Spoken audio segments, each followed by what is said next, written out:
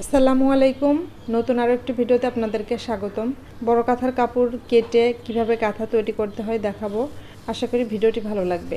অনেকেই আমার থেকে ভালো জানেন, আবার অনেক কাপড়াই জানেন না, তো আজকের ভিডিওটি তাদের জন্য। আমি এখানে 15 গজ কাপড় নিয়েছি। 15 গজ কাপড়কে টোটাল 5টি টুকরো করব।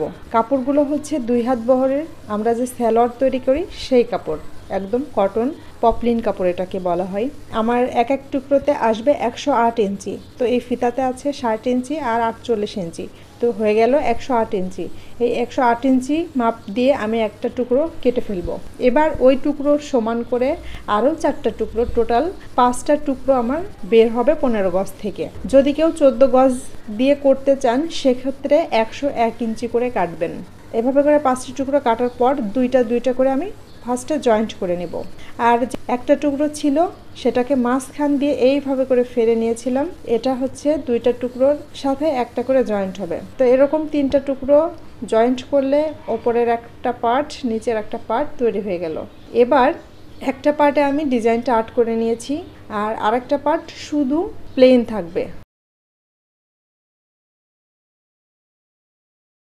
তো যে পার্টে এই যেরকম সেলাই আছে সেই দিকটা উপরে রেখে আমি প্লেন পার্টটা আগে বিছিয়ে নিলাম। এর উপরে আবার ডিজাইন করা পার্টটা বিছিয়ে দিলাম।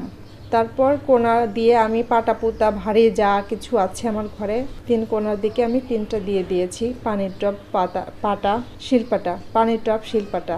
তারপর একটা কোণা থেকে এইভাবে করে 2টা পার্ট মুড়িয়ে আমি সাইডগুলো সেলাই করে নিচ্ছি।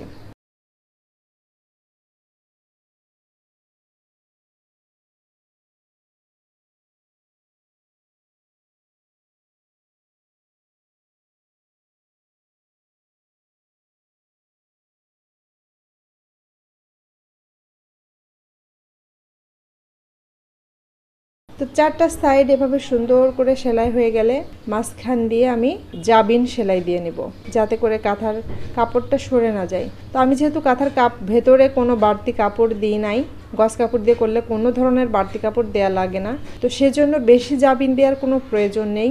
আমি মাত্র 3টা জাবিন ভেতরে দিয়ে নিচ্ছি, এর থেকে বেশি দেওয়ার কোনো প্রয়োজন নেই।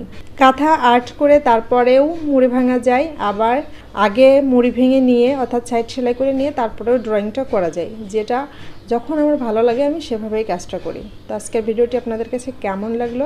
আশা করি ভালো লেগেছে। ভালো লাগলে ভিডিওটি শেয়ার করে দিবেন।